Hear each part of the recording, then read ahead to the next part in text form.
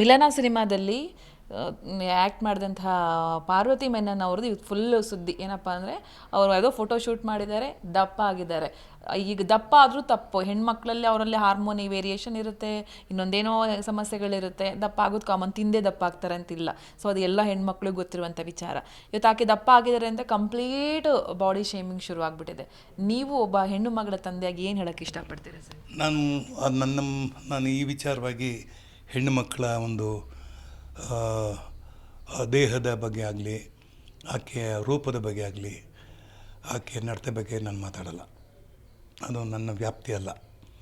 ಯಾಕೆಂದರೆ ಅದು ಪ್ರಕೃತಿ. ನಾವು ಒಬ್ಬರನ್ನ ಹೀಗೆ ಹಾಗೆ ಅಂತ ನಾನು ಹೇಳಕ್ಕೆ ಹೋಗಲ್ಲ.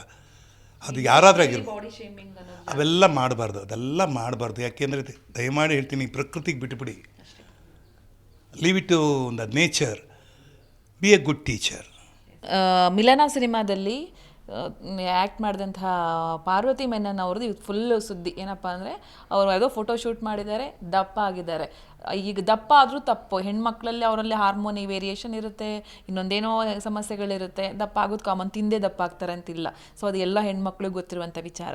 ಇವತ್ತು ಆಕೆ ದಪ್ಪ ಆಗಿದ್ದಾರೆ ಅಂತ ಕಂಪ್ಲೀಟ್ ಬಾಡಿ ಶೇಮಿಂಗ್ ಶುರು ಆಗಿಬಿಟ್ಟಿದೆ. ನೀವು ಒಬ್ಬ ಹೆಣ್ಣು ಮಗಳ ತಂದೆಯಾಗಿ ಏನು ಹೇಳೋಕ್ಕೆ ಇಷ್ಟಪಡ್ತೀರಾ ಸರ್? ನಾನು ಈ ವಿಚಾರವಾಗಿ ಹೆಣ್ಣು ಮಕ್ಕಳ ಒಂದು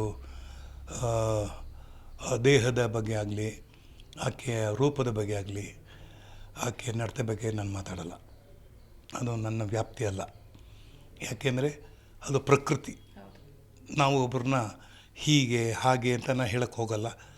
ಅದು ಯಾರಾದರೂ ಆಗಿರ್ಬೋದು, ಅವೆಲ್ಲ ಮಾಡಬಾರ್ದು. ಯಾಕೆಂದರೆ ದಯಮಾಡಿ ಹೇಳ್ತೀನಿ, ಪ್ರಕೃತಿಗೆ ಬಿಟ್ಟುಬಿಡಿ. Leave it to the nature, be a good teacher.